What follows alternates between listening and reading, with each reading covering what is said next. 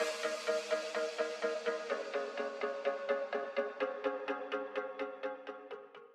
Everyone, this is Utkarsh Srivastava and yes we are back after a very long time. और आज इस video के अंदर हम कवर करेंगे पूरी क्लास 10 की इकोनॉमिक्स को, आपके पूरे 20 नंबर को सिर्फ 30 से 40 मिनट के अंदर। Yes, you heard it right, सिर्फ 30 से 40 मिनट में आपके 20 नंबर पक्के होने वाले हैं और ऐसी ही वीडियो आपको हर सब्जेक्ट के लिए मिलने वाली है।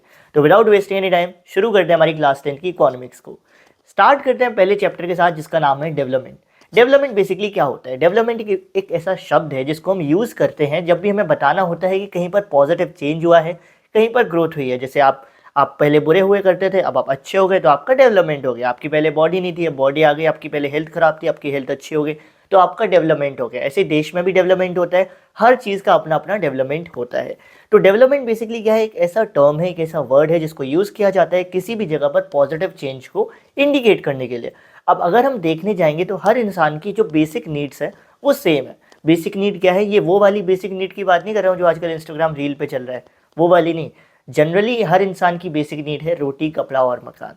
तो हर इंसान की जो बेसिक ज़रूरतें हैं वो सेम है, लेकिन हर इंसान की जो डेवलपमेंट गोल्स होते हैं ना वो अलग अलग होते हैं। क्यों? क्योंकि हर इंसान की सिचुएशन अलग अलग होती है। किसी के पास बाइक है तो उसके लिए डेवलपमेंट का मतलब है उसके पास कार आ जाए, और किसी के पास कार है तो उसके लिए डेवलपमेंट का मतलब है कि उसके पास और बढ़िया कार आ जाए, या हवाई जहाज़ आ जाए, या कुछ और तगड़ा आ जाए।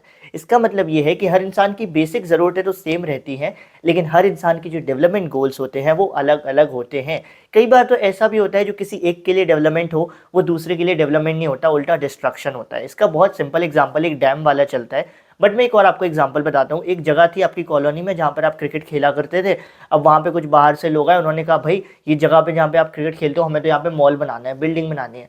तो अब उन बिल्डिंग बनाने वाले लोगों के लिए ये डेवलपमेंट होगा, लेकिन आपके लिए वो डिस्ट्रक्शन होगा, विनाश होगा। क्यों? क्योंकि आपके हिसाब से तो वहाँ आप क्रिकेट खेलते थे खुल के, अब आपकी वो जगह जा रही है। डैम में भी एक अच्छा सिंपल ये एग्जांपल चलता है कि गांव में कुछ लोग रहा करते थे, कुछ लोग वो फिर उस गांव में डैम बनने लगा, तो जो लोग डैम बना रहे थे उनके लिए तो वो डेवलपमेंट था क्योंकि उससे उन्हें फ़ायदा होता।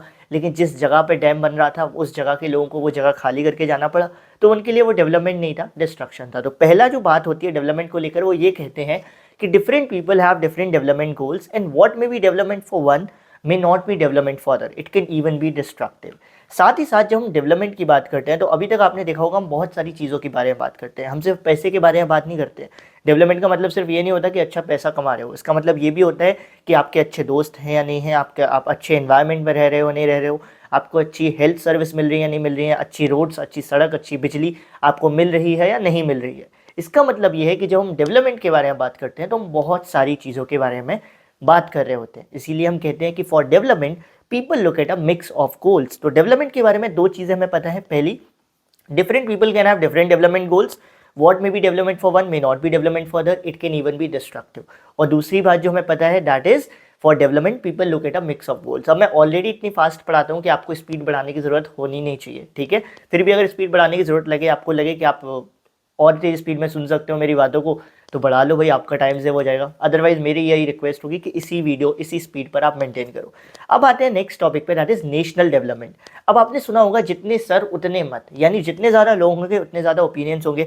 अब हमारे देश में तो कितने सारे लोग हैं, उन सबके अपने अपने ओपिनियंस होते हैं कि डेवलपमेंट में ये होना चाहिए, वो होना चाहिए, ये होना चाहिए, वो होना चाहिए। तो नेशनल डेवलपमेंट कैसे होगा? तो नेशनल डेवलपमेंट बेसिकली ये प्रोसेस होती है जिसमें हम क्या करते हैं, देश के सभी लोगों के ओपिनियंस को सुनते हैं, एनालाइज करते हैं, कंसीडर करते हैं, और उसके बाद कॉमन इंटरेस्ट के टॉपिक को उठाकर एक्शन लेते हैं। जैसे हमने बहुत सारे ओपिनियन सुने और फिर हमने देखा ज़्यादातर लोगों ने कहा कि रोड बननी चाहिए तभी डेवलपमेंट कहलाएगा, तो हम रोड बना देंगे। तो ये जो पूरी प्रोसेस है ये क्या होती है? हमारी नेशनल डेवलपमेंट। तो बेसिकली नेशनल डेवलपमेंट क्या है? The process of considering and analysing all the opinions and then taking action is called national development. इस प्रोसेस को ही हम नेशनल डेवलपमेंट बोलते हैं, ठीक है। अब आपने देखा होगा कंपैरिजन नहीं करना चाहिए। Generally it is said that comparison नहीं करना चाहिए, बट कंट्रीज के केस में हम कंपैरिजन करते हैं जिससे हमें ये पता चल सके कि कौन सी कंट्री ज़्यादा डेवलप है, कौन सी कंट्री ज़्यादा डेवलप नहीं है। अब जब भी आप कंपैरिजन करने जाओगे तो आपको कोई क्राइटेरिया चाहिए, कोई रूल चाहिए जिसके आधार पर आप कंपेयर करोगे। जैसे आपको अगर सभी बच्चों को कंपेयर करना है तो आपको एक पहले क्राइटेरिया बनाओगे कि हम वेट के आधार पर कंपेयर करेंगे या हाइट के आधार पर कंपेयर करेंगे। तो ऐसे जब हम कंट्रीज़ को कंपेयर करते हैं तो हम इनकम को वो क्राइटेरिया बना लेते हैं। हम कहते हैं कि हम इनकम के आधार पर कि किस देश में लोग कितना पैसा कमा रहे हैं, इसके बेसिस पर हम कंट्रीज़ को कंपेयर करेंगे। ऐसा क्यों करते हैं? क्योंकि इनकम इंडिकेट करता है quality of life one is having. जितनी ज़्यादा इनकम होगी उतनी अच्छी क्वालिटी ऑफ लाइफ एक इंसान जी रहा होगा, जितनी कम इनकम होगी उतनी ख़राब क्वालिटी ऑफ लाइफ इंसान जी रहा होगा। तो हम मान लेते हैं कि income is one of the best way to compare countries. अब हर इंसान की इनकम को नहीं लेते, हम पर कैपिटा इनकम को लेते हैं। पर कैपिटा इनकम क्या होती है? Average income. यानी बेसिकली हम क्या करते हैं, हम ऑन एन एवरेज देखते हैं कि हर इंसान इस देश में कितने कमाता है। तो एवरेज इनकम निकालते कैसे, सबसे पहले आप ये जानो। एवरेज इनकम निकालने के लिए मान लो 10 लोग हैं, तो हम क्या करेंगे, पहले टोटल इन 10 लोगों की इनकम को ऐड कर देंगे और उसको डिवाइड कर देंगे बाई 10, यानी total income of the country divided by total population of the country. अगर मान लो 10 लोगों की टोटल इनकम 20,000 थी, तो 10 लोग हैं तो 20,000 डिवाइडेड बाय 10 कर देंगे तो हमें क्या मिल जाएगा, 2000। 2000 हमारी क्या है, एवरेज इनकम निकल कर आ जाती है। तो एवरेज इनकम की मदद से हम क्या करते हैं, कंट्रीज़ को कंपेयर करते हैं। और जो वर्ल्ड बैंक होता है, world bank mainly average income पर ही करता है। वर्ल्ड बैंक क्या करता है, एक एवरेज इनकम सेट कर देगा। मान लो उसने सेट कर दी $100। अब जिसकी $100 से ज़्यादा है जिस कंट्री में एवरेज इनकम, बोलेगा तो ये कंट्री डेवलप्ड है। जिसकी $100 के आसपास है तो वो बोलेगा ये डेवलपिंग है, और जिसकी $100 से कम है तो बोल देगा ये अंडर डेवलप्ड है, यानी अभी ये डेवलपिंग स्टेट में भी नहीं पहुंची है। ठीक है, तो इस तरीके से वर्ल्ड बैंक कंट्रीज़ को कंपेयर करता है। आई होप सो आपको इतना समझ आ गया होगा। लेकिन आपको याद होगा हमने बात करा था कि for development people look at a mix of goals, कि जब डेवलपमेंट की बात होती है तो हम सिर्फ एक या दो गोल के बारे में बात नहीं करते हैं, बहुत सारे गोल्स के बारे में बात करते हैं। तो फिर हम खाली इनकम के आधार पर कंपेयर कैसे कर रहे हैं? तो कई सारी ऑर्गेनाइजेशन ऐसी भी होती हैं जो इनकम के अलावा भी और चीज़ों पर कंट्रीज़ को कंपेयर करती है। अब इनकम के अलावा और कौन से फैक्टर्स हैं? जैसे पहला होता है infant mortality rate. Infant mortality rate basically क्या होता है, उसके पहले मैं आपको ये बता दूं, इससे मैं पता क्या चलता है, इससे मैं पता चल जाता है कि एक देश में हेल्थ सर्विस कैसी है। इन्फेंट मोर्टेलिटी रेट से हमें ये पता चलता है कि एक देश में आउट ऑफ 100 कितने बच्चे ऐसे थे जो 1 साल के होने से पहले ही उनका देहांत हो गया, यानी वो डेथ हो गए। अब अगर ऐसे ज़्यादा बच्चे होंगे, मान लो 100 में से 70 बच्चों की डेथ हो जा रही है 1 साल के होने से पहले, इसका मतलब उस देश में हेल्थ सर्विस ख़राब है। और अगर एक देश में 100 में से सिर्फ 1 या 2 या 5 बच्चे ही मर रहे हैं 1 साल के होने से पहले, तो इसका मतलब वहाँ पर हेल्थ सर्विस अच्छी है। तो ये एक बहुत बड़ा फैक्टर है जिस पे कंट्रीज़ को कंपेयर किया जा सकता है। दूसरा फैक्टर होता है लिटरेसी रेट। लिटरेसी रेट हम देखते हैं कि कितने बच्चे ऐसे हैं, कितने लोग ऐसे हैं जो 7 साल से ऊपर हैं, 7 ईयर्स से ऊपर हैं, और जिनको किसी एक भाषा में लिखना बोलना पढ़ना आता है। तो इससे भी हमें पता चलता है कि एक देश की एजुकेशन कैसी है। जिस देश में जितनी अच्छी एजुकेशन फैसिलिटी होगी वो देश उतना ही ज़्यादा डेवलप्ड भी कहला सकता है। और तीसरा होता है net attendance ratio. Literacy rate और नेट अटेंडेंस रेशियो थोड़े बहुत आपस में सिमिलर है। ठीक है, नेट अटेंडेंस रेशियो से हमें ये पता चलता है कि 14 से 15 साल में कितने ऐसे बच्चे हैं जो स्कूल जा रहे हैं आउट ऑफ टोटल बच्चे जो उस एज ग्रुप के हैं। मान लो मैंने बोला कि 1000 बच्चे हैं जो 14 से 15 साल के हैं, और उनमें से सिर्फ 100 बच्चे ही कहाँ जा रहे हैं, स्कूल जा रहे हैं। तो नेट अटेंडेंस रेशियो कितना हो गया, सिर्फ 10%। तो हम बोलेंगे ऐसे में कि इस जगह पर जो नेट अटेंडेंस रेशियो है वो कम है। इसका मतलब क्या होगा, बच्चा स्कूल क्यों नहीं जा पा रहा होगा, या तो एजुकेशनल फैसिलिटी ख़राब होगी, या उस बच्चे पर घर से कोई बर्डन आ रहा होगा कि काम करने जाओ, या कुछ ना कुछ सिचुएशन ख़राब ही होगी। तो जहाँ पर ये नेट अटेंडेंस रेशियो अच्छा होता है, लिटरेसी रेट अच्छी होती है, इन्फेंट मोर्टालिटी रेट अच्छी होती है, हम बोलते हैं वो कंट्री ज़्यादा डेवलप्ड है। और जहाँ पर ये चीज़ें ख़राब होती हैं हम बोलते हैं वो कंट्री कम डेवलप्ड है। अब इनके बेसिस पर कंपेयर करता कौन है, बेसिकली जो यूएनडीपी होता है, यूनाइटेड नेशन डेवलपमेंट प्रोग्राम, ये यहाँ पर नहीं है, आप इसको नोट डाउन कर लेना। जो यूएनडीपी होता है वो एक रिपोर्ट पब्लिश करता है, ह्यूमन डेवलपमेंट रिपोर्ट। इस रिपोर्ट में क्या किया जाता है, कंट्रीज़ को कंपेयर किया जाता है on the basis of 3 factors जिनको हमने पढ़ा, infant mortality rate, literacy rate and net attendance ratio.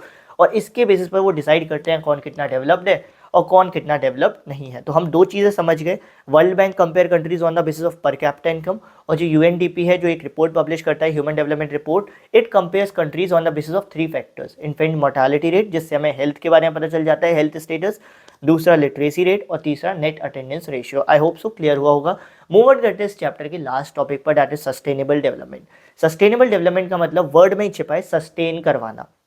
Sustain यानी कि प्रिजर्व करवाना। इस डेवलपमेंट का मतलब है कि हम रिसोर्सेज को इस तरीके से यूज़ करें कि हम क्या करें, उन रिसोर्सेज को आज भी अच्छे से यूज़ कर लें और फ्यूचर के लिए भी बचा कर रख सकें, और साथ ही साथ एनवायरनमेंट को भी कोई हार्म ना पहुंचे। आपके पास जब पैसे आते हैं तो आप क्या करते हो, जनरली आपके पास जब ज़्यादा पैसे आते हैं तो आप देखते हो कि आज भी थोड़ा खर्च कर लूँ, कल के लिए भी बचा कर रख सकूँ, और खर्च इस तरीके से करूँ कि कोई किसी को हानि भी ना पहुँचे, हार्म भी ना पहुँचे। ठीक है, यही सस्टेनेबल डेवलपमेंट है। सस्टेनेबल डेवलपमेंट का मतलब इस तरीके से रिसोर्सेज को यूज़ करना ताकि हम उनको आज भी यूज़ कर सकें, कल के लिए प्रिजर्व भी कर सकें, सस्टेन भी करा सकें, और एनवायरनमेंट को कोई हार्म भी ना पहुँचे। अब ये सस्टेनेबल डेवलपमेंट पेपर में कई बार आता है, why the issue of sustainability is important to us, कि सिंपली सस्टेनेबल डेवलपमेंट क्यों ज़रूरी है हमारे लिए। तो इसका सिंपल आंसर है, पहला रीज़न क्या होगा, ताकि हम रिसोर्सेज को फ्यूचर के लिए प्रिजर्व कर सकें। और दूसरा आंसर क्या होगा, क्योंकि ऐसे डेवलपमेंट से इन्वायरमेंट को हार्म नहीं पहुंचता है। होप सो आपको डेवलपमेंट चैप्टर क्लियर हो चुका होगा। मूव ऑन करते हैं हमारे नेक्स्ट चैप्टर पे, that is sectors of the Indian economy. उसके पहले आप चाहो तो 30 सेकंड का ब्रेक ले सकते हो, 1 मिनट का ब्रेक ले सकते हो, वीडियो को पॉज करके पूरा रिवाइज कर लो जो मैंने पढ़ाया है, ठीक है। बाकी अब हम मूव करते हैं हमारे sectors of the Indian economy पर। हमारे देश में जितनी भी इकोनॉमिक एक्टिविटीज़ हो रही हैं जिससे किसी ना किसी तरीके से पैसा बनता है या देश की इकोनॉमी में कंट्रीब्यूशन जाता है, उन सभी एक्टिविटीज़ को हम इकोनॉमिक एक्टिविटीज़ कहते हैं, चाहे फिर वो छोटी से छोटी एक्टिविटी हो या बड़ी से बड़ी एक्टिविटी हो। और जितनी भी एक्टिविटीज़ हैं उनको हम 3 पार्ट्स में डिवाइड करते हैं सो दैट हम उनके बारे में अच्छे से जान सकें, समझ सकें। पहला होता है प्राइमरी सेक्टर, दूसरा होता है सेकेंडरी सेक्टर और तीसरा होता है टर्सरी सेक्टर। बिल्कुल स्कूल की तरह, जैसे स्कूल में होता है ना primary section, secondary section, senior secondary, उसी तरीके से यहाँ पर भी है कि primary secondary tertiary. Primary sector में क्या होता है, प्राइमरी सेक्टर में हम उन एक्टिविटीज़ के बारे में बात करते हैं जहाँ पर हम डायरेक्टली नेचुरल रिसोर्सेज को यूज़ करते हैं। जैसे कि हमने क्या किया, लकड़ी ऑब्टेन की एक पेड़ से, तो पेड़ क्या था, नेचुरल रिसोर्स था। तो यहाँ पर हमने क्या किया, इसमें डायरेक्टली एक नेचुरल रिसोर्स से कोई चीज़ ऑब्टेन करी है। तो प्राइमरी सेक्टर में वो सभी एक्टिविटीज़ आ जाती हैं जिनमें हम नेचुरल रिसोर्सेज का डायरेक्टली यूज़ किया करते हैं। जैसे उसका मैंने आपको लकड़ी वाला एग्जाम्पल दिया, कॉटन हमको प्लांट से मिल रही है, तो ये सारी प्राइमरी सेक्टर की एक्टिविटीज़ है। अब जो प्राइमरी सेक्टर है ये क्या करता है, इसमें रॉ मटेरियल्स बनते हैं, तो हम इसलिए ये भी बोलते हैं कि ये जो प्राइमरी सेक्टर है ये बाकी सभी सेकेंडरी और टर्सरी सेक्टर के लिए बेस फॉर्म करता है, फाउंडेशन, नींव रखता है, ठीक है। अब प्राइमरी सेक्टर में ज़्यादातर जो एक्टिविटीज़ होती हैं, गतिविधि होती हैं, वो एग्रीकल्चर से रिलेटेड होती हैं, इसलिए हम इसको एग्रीकल्चर एंड रिलेटेड सेक्टर भी बोलते हैं। I hope so this is clear. फिर आता है हमारा सेकेंडरी सेक्टर। जैसे आप स्कूल में प्राइमरी से सेकेंडरी सेक्शन में जाते हो तो प्राइमरी में आपको क्या सिखाया जाता है, ABCD या बेसिक चीज़ें सिखाई जाती है। और फिर सेकेंडरी सेक्शन में जब आप जाते हो तो आपको जो आपने बेसिक चीज़ें सीखी हैं फिर आपको इनका एडवांस लेवल की चीज़ें सिखाई जाती है इसी नॉलेज की मदद से।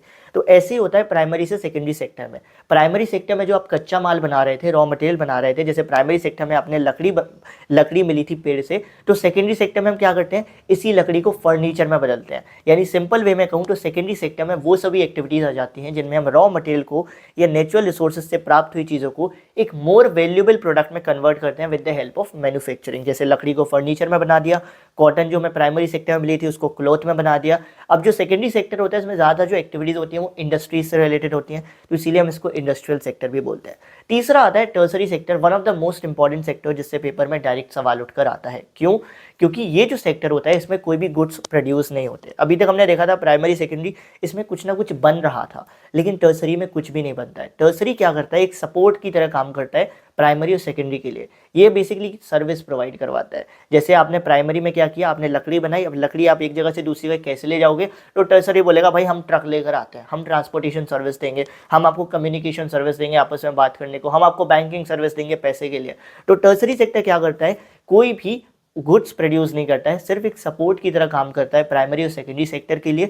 और क्योंकि इस सेक्टर में सिर्फ सर्विस प्रोवाइड होती है तो हम इस सेक्टर को सर्विस सेक्टर भी कहते हैं। और तीनों ही सेक्टर इक्वली इंपॉर्टेंट है, तीनों सेक्टर एक दूसरे के बिना अधूरे हैं। इसीलिए हम ये भी कहते हैं कि all the 3 sectors are highly interdependent. Highly interdependent का मतलब कि अगर एक खत्म तो बाकी दो भी खत्म हो जाएंगे, या फिर एक अच्छा करेगा तो बाकी दो भी अच्छा करेंगे। तो दोनों ही बातें कही जा सकती है। इसका एग्जाम्पल आप अपने आसपास बहुत इजीली देख सकते हो, सिंपल है। मूव ऑन करते हैं नेक्स्ट चीज़ पे कि हर सेक्टर में आपने देखा कुछ ना कुछ बन रहा है। प्राइमरी सेक्टर में भी कुछ बन रहा था, सेकेंडरी सेक्टर में भी कुछ बन रहा है, और टर्सरी सेक्टर में कुछ ना कुछ हेल्प दी जा रही है लगातार। यानी ये तीनों सेक्टर कुछ ना कुछ प्रोडक्शन तो लगातार कर रहे हैं। तो हर साल क्या किया जाता है, इनको कैलकुलेट किया जाता है कि तीनों सेक्टर ने कितना प्रोडक्शन किया, कितना इन्होंने प्रोड्यूस किया है। और फिर हम क्या करते हैं, तीनों सेक्टर ने जो टोटल प्रोड्यूस किया है इसको ऐड कर देते हैं, और जो हमें मिलता है उसको हम बोलते हैं GDP, gross domestic product. That is the sum of the production of the 3 sectors in a particular year gives the GDP of the year. मान लो जैसे हमने मान लिया कि प्राइमरी में प्रोडक्शन हुआ 10, सेकेंडरी में प्रोडक्शन हुआ 10, थर्ड टर्सरी में टोटल प्रोडक्शन हुआ 10, तो GDP कितनी बन गई हमारी 30। ये बेसिक एग्जांपल है, ठीक है, एग्जैक्ट ये फिगर नहीं है। तो GDP बेसिकली क्या होती है कि जो टोटल प्रोडक्शन हुआ है तीनों सेक्टर में उसके सम को एक साल के अंदर अंदर GDP बोलते हैं। जितनी ज़्यादा GDP होगी उतनी ज़्यादा देश की इकोनॉमी होगी। अब हमेशा एक बात याद रखना, जब हम GDP कैलकुलेट करते हैं या जब हम प्रोडक्शन की फाइनल वैल्यू कैलकुलेट करते हैं तो हम हमेशा क्या करते हैं, उन गुड्स की वैल्यू को कैलकुलेट करते हैं जो फाइनली हमें मिली है। जैसे मान लो प्राइमरी में आपने 100 किलो गेहूं मिला, 100 किलो गेहूं में आपने 50 किलो गेहूं आगे भेज दिया बिस्किट बनाने के लिए, और 50 किलो गेहूं आपने डायरेक्टली तुरंत के तुरंत यूज़ कर लिया। तो प्राइमरी में आप कितने की वैल्यू को ऐड करोगे, उस 50 की ऐड करोगे जो आपने डायरेक्टली यूज़ किया, जो 50 आगे भेज दिया वो आगे जो आपने 50 किलो बेच दिया उसकी वैल्यू कहाँ कैलकुलेट होगी, बिस्किट के प्राइस में कैलकुलेट हो जाएगी। तो हमेशा final value of goods and service को ही कैलकुलेट किया जाता है। ऐसा नहीं कि आपने जैसे अगर मैंने बोला 10 रुपये का बिस्किट है तो इस 10 रुपये की बिस्किट में सारी वैल्यू होगी, आटे का कॉस्ट भी होगा, गेहूं का कॉस्ट भी होगा, मैन्युफैक्चरिंग का कॉस्ट भी होगा, सब कुछ इसी में एडअप होगा। ऐसा नहीं कि आपने बिस्किट के भी दाम जोड़ दिए और फिर उसके बाद उसमें गेहूं के भी जोड़ दिए अलग से, तो ऐसे तो बहुत ज़्यादा जीडीपी हो जाएगी, मनगढ़ंत आप जीडीपी बना लोगे। तो जब भी जीडीपी कैलकुलेट करते हैं हम final value of goods and services को ही लेते हैं। अब जीडीपी कैलकुलेट करता कौन है? हमारे देश में जीडीपी को कैलकुलेट करने का काम सेंट्रल गवर्नमेंट मिनिस्ट्री द्वारा किया जाता है। वो अलग अलग डिपार्टमेंट बनाए हैं जो ये काम किया करते हैं। अब पिछले 50 सालों में हमारे देश में एक चीज़ देखी गई है, वो चीज़ ये है कि पहले के टाइम पर, आज से 50-60 साल पहले, प्राइमरी और सेकेंडरी सेक्टर कंट्रीब्यूट ज़्यादा करते थे जीडीपी में। लेकिन अब जब पिछले 50 साल से एक शिफ्ट देखा गया है कि अब टर्सरी सेक्टर का कंट्रीब्यूशन बढ़ गया है जीडीपी में और प्राइमरी और सेकेंडरी का कम होता चला जा रहा है। स्पेशली प्राइमरी का तो बहुत कम होता चला जा रहा है। अब ऐसा क्यों है? आखिर ऐसा क्या हुआ है कि टर्सरी सेक्टर का इंपॉर्टेंस बढ़ रहा है? तो इसके कुछ बेसिक से कारण है। टर्सरी सेक्टर की इंपॉर्टेंस इसलिए बढ़ रही है क्योंकि पहला कारण, टर्सरी सेक्टर में जो सर्विस आती हैं वो आज के लिए हमारी बेसिक ज़रूरतें बन गई हैं। जैसे मैंने बताया था ना डेवलपमेंट चैप्टर में, रोटी कपड़ा मकान, तो कपड़े के लिए आपको दुकानें चाहिए, रोटी के लिए होटल हैं। ये सब किस में आ जाते हैं? ये सब टर्सरी सेक्टर में ही तो आ रहे हैं। होटल भी क्या है? टर्सरी सेक्टर की सर्विस है। और ये हमारा कपड़े के लिए जो शोरूम है ये टर्सरी सेक्टर की सर्विस है। बैंकिंग है, हॉस्पिटल्स हैं। तो क्या हुआ है पिछले 50 सालों में? लोग और ज़्यादा मॉडर्न हुए हैं, तो ये जो बेसिक सर्विस है इनकी डिमांड बढ़ी है, जिसकी वजह से टर्सरी सेक्टर्स की इंपॉर्टेंस बढ़ती चली जा रही है। दूसरी चीज़ क्या हुई है, हमने बात करी थी कि जो प्राइमरी और सेकेंडरी सेक्टर है और टर्सरी सेक्टर आपस में इंटरडिपेंडेंट है, तो एक बढ़ेगा तो दूसरे तीसरे सब बढ़ेंगे। तो पिछले 50 सालों में ये भी देखा गया है कि प्राइमरी सेक्टर और सेकेंडरी सेक्टर तो बढ़ते चले ही आ रहे थे ना, तो जब ये भी बढ़ते चले आ रहे थे तो टर्सरी सेक्टर को तो बढ़ना ही था। जब प्राइमरी सेक्टर में कुछ प्रोडक्शन होगा तो टर्सरी सेक्टर में और ज़्यादा ट्रक आएंगे, भाई ज़्यादा ट्रांसपोर्ट करना है, और ज़्यादा पैसे के लिए और ज़्यादा बैंक आएंगे, ये चीज़ें तो होनी थी। तो दूसरा क्या रीज़न है टर्सरी सेक्टर की इंपॉर्टेंस बढ़ने का, कि जो प्राइमरी और सेकेंडरी सेक्टर है इनको भी कहीं ना कहीं इनकी भी इंपॉर्टेंस बढ़ी है पिछले 50 सालों में। टर्सरी सेक्टर के कंपैरेटिवली नहीं है उतनी इंपॉर्टेंस, लेकिन कहीं ना कहीं इंपॉर्टेंस तो बढ़ी है। तीसरी चीज़ क्या हुई है, जैसा हमने बताया था जो इनकम होता है ना वो एक इंसान का क्वालिटी ऑफ लाइफ इंडिकेट करता है। तो पिछले 50 सालों में हमने देखा है लोगों की इनकम लाखों में गई है, करोड़ों में गई है, और बहुत सारे लोगों के साथ ऐसा हुआ है। तो जब इनकम बढ़ती है तो लोग प्राइवेट सर्विसेज डिमांड करने लगते हैं। फिर वो कहते हैं हम पब्लिक हॉस्पिटल्स में नहीं जाएंगे, प्राइवेट हॉस्पिटल्स में जाएंगे, हमें रेस्टोरेंट चाहिए, हमें 5 स्टार रेस्टोरेंट चाहिए, हमें शोरूम चाहिए बाइक का, कार का। तो ऐसी प्राइवेट सर्विसेज की भी डिमांड बढ़ी है, जिसकी वजह से टर्सरी सेक्टर की इंपॉर्टेंस बढ़ी है। और चौथा जो बहुत बेसिक सा रीज़न है, पिछले 20-25 सालों में आपने देखा है आईटी सेक्टर कितना बूस्ट किया है। आईटी सेक्टर ने इतना तगड़ा बूस्ट किया है कि अपने आप टर्सरी सेक्टर में इतनी सारी सर्विसेज खुल चुकी हैं आज के टाइम पर। तो आज के टाइम पर तो और भी ज़्यादा वो आईटी सेक्टर आगे ही जाता जा रहा है। तो आईटी सेक्टर की वजह से भी टर्सरी सेक्टर में बहुत ज़्यादा सर्विसेज ओपन हुई है और टर्सरी सेक्टर की इंपॉर्टेंस बढ़ी है। लेकिन एक ट्विस्ट है, कहानी में एक ट्विस्ट है। ट्विस्ट ये है कि हमने पिछले 50 सालों में ये तो देखा कि टर्सरी सेक्टर की इंपॉर्टेंस जीडीपी में बढ़ी है, लेकिन हमने एट द सेम टाइम ये भी देखा कि टर्सरी सेक्टर में लोग इतने ज़्यादा नहीं है। लोग आज भी प्राइमरी सेक्टर में लगे पड़े हैं, आज भी लोग खेती में ज़्यादा लगे पड़े हैं as compare to tertiary sector. इसका मतलब क्या है कि प्राइमरी सेक्टर में कहीं ना कहीं ज़रूरत से ज़्यादा लोग लगे पड़े हैं, क्योंकि प्राइमरी सेक्टर कॉन्ट्रीब्यूट तो उतना ही कर रहा है जितना पहले कर रहा था, या उससे भी कम ही कर रहा है, लेकिन लोग इसमें बढ़ते जा रहे हैं। इसका मतलब पर प्राइमरी सेक्टर में कई सारे लोग ऐसे लगे पड़े हैं जिनको अगर हम आज प्राइमरी सेक्टर से निकाल भी देते हैं तो भी प्राइमरी सेक्टर के कंट्रीब्यूशन पे कोई फ़र्क नहीं पड़ेगा। यहीं से आता है हमारा एक नया टर्म, डिस्गाइज्ड अनएम्प्लॉयमेंट, छिपी हुई बेरोजगारी। बेसिकली मान लो मैंने आपको बोला आपको एक गाड़ी चलानी है, एक गाड़ी चलाने के लिए एक ड्राइवर काफ़ी है, लेकिन आपने क्या कर लिया, आपने अपने साथ 3-4 लोग रख लिए गाड़ी चलाने के लिए। अब वो जो बाकी 3-4 लोग हैं उनका कोई काम नहीं है, अगर उनको मैं आज काम से निकाल लूँ तब भी गाड़ी वैसी चलेगी जैसे पहले चल रही थी। या फिर कभी आपके स्कूल में कोई कंपटीशन होता होगा तो आपने देखा होगा कि जैसे कोई ग्रुप सॉन्ग हो रहा है तो 8-10 बच्चे ग्रुप सॉन्ग कर रहे हैं, 2-3 बच्चे एक्स्ट्रा उसमें आ जाते हैं और चले जाते हैं साथ में बाहर स्कूल की तरफ से, ऐसे ही घूमने फिरने के हिसाब से। हमारे साथ तो ये बहुत होता था, ग्रुप डांस में 10 बच्चों का ग्रुप डांस होना है, 15 बच्चे चले गए। अब इन 5 बच्चों को आप हटा भी दोगे तो ग्रुप डांस में कोई फ़र्क नहीं पड़ेगा। तो ऐसे लोग जो किसी सिचुएशन में होते हैं जहाँ पर उनकी ज़रूरत नहीं भी है तब भी वो वहाँ पर प्रेजेंट होते हैं, सिर्फ ये दिखाने के लिए कि वो कुछ काम कर रहे हैं। इन लोगों की बेरोजगारी को हम बोलते हैं छिपी हुई बेरोजगारी। क्यों छिपी हुई क्यों बोलते हैं? क्योंकि अगर आप दूर से देखोगे, अगर एक इंसान दूर से देखेगा कि भाई उसे यही दिखेगा ग्रुप डांस में 15 लोग हैं, यानी ये जो एक्स्ट्रा 5 लोग हैं इनका कुछ ना कुछ काम होगा, तो उसे दूर से तो यही दिखेगा कि इन सबके पास कुछ ना कुछ काम है। लेकिन अगर आप रियलिटी में देखोगे, जो रियलिटी मैं जानता हूँ कि इनका कोई काम नहीं है, तो इसीलिए हम इनको बोलते हैं कि इनकी बेरोजगारी तो है लेकिन इनकी बेरोजगारी छिपी हुई है। और ये जनरली कब होता है? ये जनरली तब होता है जब हम ज़रूरत से ज़्यादा वर्कर्स को ले लेते हैं, ज़रूरत से ज़्यादा काम के लोगों को ले लेते हैं। अगर 10 की ज़रूरत थी, 15 ले लिए, तो 5 जो एक्स्ट्रा लोग हैं वो क्या हो गए? वो हमारी छिपी हुई बेरोजगारी में आ जाते हैं। आई होप सो ये क्लियर हुआ, छिपी हुई बेरोजगारी, डिस्गाइज्ड अनएम्प्लॉयमेंट।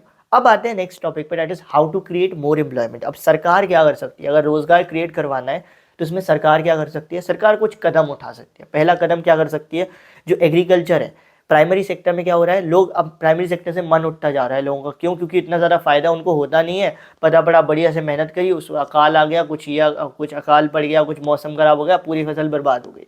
तो ऐसे में सरकार क्या कर सकती है, सरकार प्राइमरी सेक्टर पे प्रॉपर फोकस करे, उनको अच्छी इरिगेशन फैसिलिटी प्रोवाइड करवाए, उनको प्रॉपर बैंक से पैसे दिलवाए, फाइनेंस करवाए, और भी जितनी उनकी बेसिक नीड्स है उनको पूरा करे, ताकि प्राइमरी सेक्टर में ज़्यादा से ज़्यादा एम्प्लॉयमेंट क्रिएट हो, प्रॉपर एम्प्लॉयमेंट क्रिएट हो। दूसरा, ये माना जाता है कि अगर सरकार प्रॉपरली, हमारे देश की गवर्नमेंट एजुकेशन सेक्टर पर फोकस करे तो 20 लाख से ज़्यादा जॉब्स क्रिएट हो सकती हैं, लेकिन इतनी नहीं कर रही है सरकार, इतनी ज़्यादा जॉब्स क्रिएट नहीं कर रही है।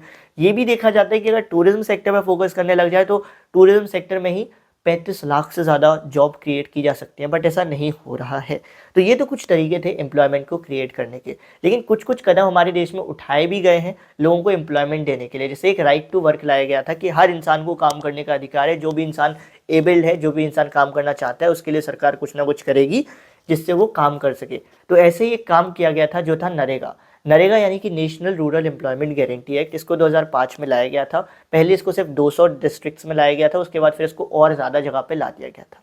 इसमें बेसिकली क्या करती थी सरकार ने, जो राइट टू वर्क दिया था, काम करने का अधिकार, इसको इंश्योर करने के लिए नरेगा लाया गया था। इसमें क्या होता था, जो लोग होते थे, जो वर्कर्स होते थे, उनको अपने आसपास लोकेलिटी में 100 दिन का रोजगार दिया जाता था, 100 दिन का काम दिया जाता था, जिसके लिए उन्हें वेजेस मिलते थे, या जिसके लिए उनको पैसे मिलते थे। और साथ ही साथ सरकार ये भी बोलती थी कि मान लो किसी कारण से हम आपको 100 दिन का रोजगार नहीं दे पाए, तो ये तो हमारी गलती है, सरकार की गलती है, आपकी थोड़ी ना गलती है।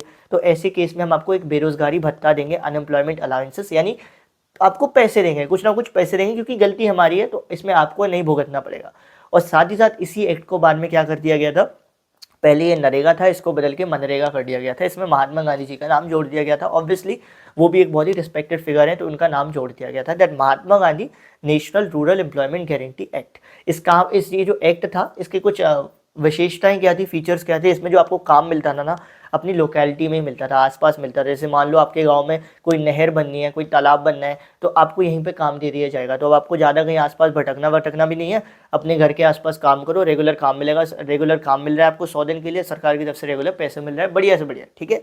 अब आपने देखा होगा अपने आसपास 2 प्रकार के लोग देखे होंगे, एक जो 8 घंटे काम करते हैं, लेकिन एक उनकी एक प्रॉपर इनकम है, उनके प्रॉपर फिक्स टाइम है, वो अगर उनको प्रॉपर छुट्टियां मिलती हैं। और दूसरा आपने देखा होगा, वो लोग भी 8 घंटे काम करते हैं, लेकिन उनकी कोई प्रॉपर फिक्स इनकम नहीं होती है, उनको प्रॉपर छुट्टियां नहीं मिलती हैं। ये सब आपने देखा होगा अपने आसपास, हमेशा कभी ना कभी तो आपने देखा ही होगा। स्कूल में हो तो आप अपने टीचर को देख लो, और आपके स्कूल में कोई प्राइवेट इंसान है उसको देख लो, तो आपको सिंपल समझ में आ जाएगा। यानी कि जो लोग काम कर रहे होते हैं, किसी भी जॉब में, कहीं पर भी कोई काम करते हैं, तो वो या तो ऑर्गेनाइज सेक्टर में काम करते हैं या अनऑर्गेनाइज सेक्टर में। अनऑर्गेनाइज और ऑर्गेनाइज में क्या अंतर है, इसका सिंपल एग्जांपल अभी मैंने आपको दिया था कि एक इंसान फल की दुकान पे काम कर रहा है और एक इंसान गवर्नमेंट जॉब में। तो फल की दुकान पे और गवर्नमेंट जॉब में काम दोनों ही लोग कर रहे हैं, दोनों को 8-8 घंटे काम करना है, लेकिन दोनों की वर्किंग कंडीशंस अलग हैं। क्यों? क्योंकि एक ऑर्गेनाइज सेक्टर में आएगा ये गवर्नमेंट जॉब वाला, और एक अनऑर्गेनाइज सेक्टर में आएगा कौन, जो फल की दुकान पे काम कर रहे हैं। ऑर्गेनाइज सेक्टर में क्या होता है, ऑर्गेनाइज सेक्टर में आपके जो टर्म्स ऑफ एम्प्लॉयमेंट होते हैं वो रेगुलर होते हैं, यानी कि आपका जो काम होगा वो एश्योर होगा, ऐसा नहीं कल के दिन कोई भी आके आपको उठा के निकाल दे। दूसरी चीज़ क्या होती है, जब आप ऑर्गेनाइज सेक्टर में होते हो तो ऑर्गेनाइज सेक्टर में हर चीज़ गवर्नमेंट के हिसाब से होती है, गवर्नमेंट के नियम बनाए जाते हैं उसके हिसाब से होती है, कोई मनमानी नहीं है। फल की दुकान पे तो मालिक की मनमानी है, मालिक ही भगवान है, वो जो चाहे वो करवा दे आपसे, लेकिन यहाँ पे ऐसा नहीं हो सकता। ऑर्गेनाइज सेक्टर में हर चीज़ के लिए प्रोसेस होते हैं, प्रोसीजर्स होते हैं। अगर आपको कोई काम करवाना है तो प्रॉपर आपको एप्लीकेशन लिखनी पड़ेगी, ये वो सब करना पड़ेगा, ताकि आपने जो भी काम करवाया उसका रिकॉर्ड बना रहे, कोई कल के दिन आप पर उंगली ना उठा सके, आप कल के दिन किसी पर उंगली ना उठा सके, ठीक है। फोर्थ चीज़, जो प्राइम ऑर्गेनाइज सेक्टर होता है वहाँ पे सिक्योरिटी ऑफ एम्प्लॉयमेंट होती है। सिक्योरिटी ऑफ एम्प्लॉयमेंट का मतलब फिक्स टाइम होगा आपके काम करने का, अगर आप ओवर टाइम करते हो उसके लिए आपको एक्स्ट्रा पैसे मिलेंगे। जैसे जनरली रेलवे में होता है ना, जब ट्रेन लेट हो जाती है तो उसकी वजह से जो टीटी लोग होते हैं वो, या जो लोको पायलट होते हैं, पता पड़ा उनका काम करने का टाइम था 8 घंटे 10 घंटे और ट्रेन लेट हो गई तो उनको काम करना पड़ा 12 घंटे 15 घंटे, तो उनको इस एक्स्ट्रा घंटे काम करने के पैसे मिलते हैं। लेकिन ये सेम चीज़ फल वाले के साथ नहीं होता। उसको कई बार ऐसा होता है कि 8 के 10 घंटे काम भी करना पड़ेगा और हो सकता है कुछ गलती हो गई तो उसकी पगार में से भी, उसकी सैलरी में से भी वो गलती के पैसे काट लेगा उसका मालिक, ठीक है। और एक और चीज़ क्या होती है, ऑर्गेनाइज सेक्टर में हर चीज़ के लिए प्रोविजंस होते हैं। आपको कितनी छुट्टियाँ मिलेंगी, आप कितनी छुट्टियाँ ले सकते हो, आपकी मैटरनिटी लीव मिलती है, आपको हॉलीडेज़ मिलते हैं, आपको हर चीज़ के लिए आपके नियम कानून होते हैं। लेकिन ऐसा यहाँ पर नहीं होता अनऑर्गेनाइज सेक्टर में। अनऑर्गेनाइज सेक्टर में आप ज़्यादा छुट्टियाँ लोगे, काम से निकाल लेंगे, पैसे बढ़वाने बोलोगे, काम से निकाल लेंगे, कुछ भी आनाकानी करोगे, काम से निकाल लेंगे। तो ये फ़र्क होता है ऑर्गेनाइज और अनऑर्गेनाइज सेक्टर में, ठीक है। आई होप सो आपको ये चीज़ क्लियर होती होगी। ऐसे ही दो और डिवीज़न होते हैं, पब्लिक और प्राइवेट सेक्टर। पब्लिक और प्राइवेट सेक्टर भी इसी तरीके से हम डिवाइड करते हैं। पब्लिक सेक्टर में क्या होता है, जो एसेट्स होते हैं वो पब्लिक वेलफेयर के लिए होते हैं और जो जनरली गवर्नमेंट ओन करती है। जैसे मान लो आपके आसपास कोई पब्लिक पार्किंग है, ठीक है, तो ये पब्लिक पार्किंग जो होगी जिसपे आपको कोई भी पैसा नहीं लगता या पैसा लगता भी है तो 1-2 रुपये लगते हैं, तो ये गवर्नमेंट के द्वारा ओन करी गई चीज़ है। या कोई आपके आसपास ग्राउंड डला पड़ा है जो गवर्नमेंट द्वारा ओन किया गया है, तो ये सब क्या है, हमारे पब्लिक सेक्टर वाली चीज़ें हैं। लेकिन वहीं पर मान लो एक पार्किंग है आपके आसपास जिसका कॉस्ट है 100 रुपये, 200 रुपये, तो इतना ज़्यादा कॉस्ट ले रहा है क्यों? क्योंकि ये प्राइवेट सेक्टर का है। इसको या तो किसी इंडिविजुअल ने ले रखा होगा या किसी ग्रुप ऑफ इंडिविजुअल ने ले रखा होगा। इससे हम एक और चीज़ भी निकाल सकते हैं, जो पब्लिक सेक्टर में जो एसेट्स होते हैं, जो चीज़ें होती हैं, उनका एक बहुत बड़ा मोटिव होता है पब्लिक का वेलफेयर करवाना। उनको भी पैसा, वो लोग भी पैसा लेते हैं, बट वो उतना पैसा नहीं लेते जितना प्राइवेट सेक्टर में लेते हैं। जैसे पब्लिक हॉस्पिटल्स है, पब्लिक हॉस्पिटल्स में उतना पैसा नहीं लगेगा जितना प्राइवेट हॉस्पिटल्स में लगता है। ऑब्वियसली सर्विस भी उतनी अच्छी नहीं मिलती है, ये भी इस बात में भी बिल्कुल मना ही नहीं है। लेकिन पब्लिक सेक्टर बेसिकली क्या होता है, ये इस सेक्टर में जो एसेट्स होते हैं वो गवर्नमेंट के होते हैं। इस सेक्टर में जो एसेट्स होते हैं उनका मेन मोटिव होता है, जो एक्टिविटीज़ होती है उनका मेन मोटिव पब्लिक वेलफेयर होता है। इसके बदले वो आपसे कुछ थोड़ा बहुत कॉस्ट ज़रूर लेते हैं, लेकिन वो बहुत ज़्यादा नहीं होता है एज़ कम्पेयर टू प्राइवेट में क्या होता है, जो एसेट्स होते हैं दे बिलोंग टू इंडिविजुअल्स और ग्रुप ऑफ इंडिविजुअल्स, और यहाँ पर मेनली उनका काम होता है प्रॉफिट मेकिंग। वो अगर छोटा सा भी प्राइवेट सेक्टर में छोटा सा भी काम करेंगे ना, तो उसके लिए भी आपसे हज़ार रुपये वसूल लेंगे, ठीक है। तो आई होप सो आपको ये चीज़ भी क्लियर होती होगी। और इसी के साथ हमारा ये चैप्टर होता है फिनिश। मूव ऑन करते हैं हमारे नेक्स्ट चैप्टर पे, जिसका नाम है money and credit. I hope so आपको ये चीज़ अभी तक क्लियर आ चुकी होगी। अगेन आई विल से कि थोड़ा सा इस वीडियो को पॉज करो, 1-1.5 मिनट का ब्रेक लो, वापस से सारी चीज़ें रिवाइज़ करो वापस से, और फिर वापस इस वीडियो को यहीं से शुरू करो जहाँ से हम शुरू करने वाले हैं हमारे चैप्टर मनी एंड क्रेडिट को। मनी एंड क्रेडिट चैप्टर में शुरुआत करते हैं कि आज के समय पर क्या होता है। आज के समय पर अगर आप ट्रांजैक्शंस देखोगे तो मनी के साथ किए जाते हैं, पैसे के साथ किए जाते हैं। क्यों? क्योंकि पैसे से हर काम आसान हो जाता है, आपका जो लेन देन होता है वो आसान हो जाता है। लेकिन पहले के टाइम पर पैसा नहीं चलता था, तो पहले के टाइम पर क्या चलता था, बार्टर सिस्टम चलता था। बार्टर सिस्टम मतलब विनिमय पद्धति, एक चीज़ के बदले दूसरी चीज़ ले ली। आपको कोई एक चीज़ चाहिए थी, मान लो आपको गेहूँ चाहिए थे, तो आपने उसको चावल दे दिया, उससे गेहूँ ले लिया। पहले के समय पर ये चलता था। लेकिन ये जितना सुनने में आसान है उतना है नहीं, क्योंकि इसमें एक दिक्कत आती थी। उस दिक्कत को हम बोलते थे डबल कोइंसिडेंस ऑफ वांट्स। अगर मैं आपको सिंपल वे में समझाऊँ डबल कोइंसिडेंस ऑफ वांट्स क्या होता है, तो आज के टाइम पर आप बहुत ईजिली समझ जाओगे कि तुमने जिसे चाहा उसने चाहा किसी और को, और उसने जिसे चाहा उसने भी चाहा किसी और को। सिंपल, तुमने जिसको पसंद किया था वो तुम्हें पसंद नहीं कर रहा है, वो किसी और को कर रहा है, और वो जिसको कर रहा है उसको भी कोई और कर रहा है। ये सेम दिक्कत पहले के टाइम पर आती थी कि जो तुम्हें चाहिए होता था वो सामने वाले को नहीं चाहिए होता था बदले में, और जो सामने वाले को चाहिए होता था वो तुम्हारे पास नहीं होता था, या वो तीसरे इंसान के पास नहीं होता था। जैसे मान लो तुम्हें चाहिए थे गेहूं और तुम उसे देने वाले थे चावल, उसे चावल चाहिए ही नहीं। तो ये कई बार दिक्कत आ जाती थी बार्टर सिस्टम में, और इसी दिक्कत को हम बोलते थे डबल कोइंसिडेंस ऑफ वांट्स। कि कई बार जो बायर और सेलर के बीच में इसलिए डील नहीं हो पाती थी क्योंकि इनके पास इनकी जो डिमांड्स होती थी वो सिमिलर नहीं होती थी। तो इसी वजह से बार्टर सिस्टम को कैंसिल आउट किया गया और पैसे को यूज़ करना शुरू किया गया, जिससे जो ट्रांजेक्शन्स थे उनका काम आसान हो गया। अब आज के टाइम पर अगर हम देखेंगे तो मॉडर्न फॉर्म्स ऑफ मनी में क्या आ जाता है, करेंसी नोट्स हैं, कॉइन्स हैं, जिनको इशू कौन करता है, हमारे देश में रिजर्व बैंक ऑफ इंडिया करता है on the behalf of central government of India, ठीक है। अब जनरली आपने देखा होगा पहले के टाइम पर, और आज भी कई सारे लोग ये चीज़ प्रैक्टिस करते हैं। आज तो बहुत सारे ऑप्शंस आ गए हैं, लेकिन आज से अगर आप 5-7 साल पहले या 10 साल पहले जाओगे तो लोगों के पास जो भी एक्स्ट्रा कैश होता था या एक्स्ट्रा पैसा होता था, उसको लोग तुरंत जाकर अपने बैंक अकाउंट में डिपॉजिट करा देते थे, और उस पर बैंक क्या करता था, उन्हें एक इंटरेस्ट रेट देता था। जैसे मान लो उनके पास 1000 रुपये थे, तो वो तुरंत जाएंगे एक्स्ट्रा 1000 रुपये को जमा करा देंगे बैंक में, और बैंक बोलेगा ठीक है हम आपको इस पर 2% 3% कुछ ऐसा इंटरेस्ट रेट देंगे साल के हिसाब से। ऐसा कुछ बैंक करता रहता था, ठीक है। साथ ही साथ ये जो पैसे वो डिपॉजिट करते थे, वो इस पैसे को कभी भी वापस निकाल सकते थे। कभी भी उनको ज़रूरत लगेगी तो वो जाएंगे, उस पैसे को अपनी डिमांड के हिसाब से निकाल सकते थे। तो ये जो पैसा वो डिपॉजिट करते थे, इसको डिमांड डिपॉजिट बोला करते थे। डिमांड डिपॉजिट क्यों? क्यों? क्योंकि वो अपनी डिमांड के हिसाब से अपने इस डिपॉजिट से पैसे कभी भी वापस निकाल सकते हैं। तो पहले के टाइम पर ये हुआ करता था, आज के टाइम पर भी ये बहुत ज़्यादा हुआ करता है। ये जो डिपॉजिट्स होते थे इससे दो काम होते थे, पहला तो लोगों का पैसा सेफ हो जाता था और दूसरा लोग क्या कर सकते थे, फिर पैसे का ट्रांजैक्शन कर सकते थे विदाउट डायरेक्टली यूजिंग कैश। वो चेक से पेमेंट कर सकते थे। मान लो अब मुझे आपको 10,000 रुपये देना है तो मैं आपको चेक दे दूंगा, फिर ना मुझे कैश कैरी करने की ज़रूरत है, ना मुझे ये डर रहेगा कि यार इतना कैश कैसे कैरी करूँगा। तो डिपॉजिट से कई सारी फैसिलिटीज़ मिलती थी और आज भी ये चीज़ें मिलती हैं, जिसकी वजह से लोग पहले के टाइम पर भी और आज के टाइम पर भी बैंक में बहुत ज़्यादा डिपॉजिट करते थे। लेकिन सवाल ये है, बैंक हमारा पैसा क्यों रखेगा? कुछ फ़ायदा तो बैंक को भी होगा ना हमारा पैसा रखने में। बैंक कोई चौकीदार थोड़ी ना कि हमारा पैसा रखेगा सिर्फ चौकीदारी करने के लिए। तो बैंक क्या करता था, ये जो पैसा हम बैंक में जाकर डिपॉजिट करते थे वो एक तरीके से बैंक दलाल का काम करता था। बैंक बेसिकली जो पैसा हम बैंक में जाकर डिपॉजिट कर रहे हैं, जिसपे हमें वो इंटरेस्ट रेट दे रहा है, उसी पैसे को वो उनको दे देता था जिनको पैसे की ज़रूरत है। जैसे मान लो मैं बैंक में गया, मैंने 10 रुपये डिपॉजिट किए तो बैंक ने बोला ठीक है भाई, तुम 1 साल बाद आना, तुम्हारे 10 के 12 रुपये हो जाएंगे। फिर बैंक क्या करेगा, मैंने जो 10 रुपये डिपॉजिट किए उन 10 रुपये को किसी और इंसान को दे देगा जिसको पैसे की ज़रूरत है, और उसको बोलेगा सुनो ये 10 रुपये तो ले जाओ, लेकिन आज से 1 साल बाद तुम 15 रुपये वापस करोगे। तो जो इंसान बैंक से पैसे ले गया वो 1 साल बाद बैंक को रुपए देगा 15, बैंक मुझे दे देगा 12 रुपये, और बाकी 3 रुपये क्या करेगा, बैंक अपने पास रख लेगा। इस तरीके से बैंक काम किया करते हैं आज भी और पहले भी किया करते थे। तो बैंक को भी बहुत फ़ायदा होता था, और ये जो उनके एक्स्ट्रा 3 रुपये होते थे यही बन जाते थे बैंक की सोर्स ऑफ इनकम। यहाँ तो हमने 10, 12, 3, 4 रुपये ऐसे में बात की, बात अरबों करोड़ों ऐसे में होती है। ठीक है, तो बेसिकली बैंक कैसे काम करते हैं, लोन एक्टिविटीज़ ऑफ बैंक क्या होती है कि एक डिपॉजिटर जाता है अपना पैसा डिपॉजिट करता है, जिस पर से एक इंटरेस्ट रेट मिलता है।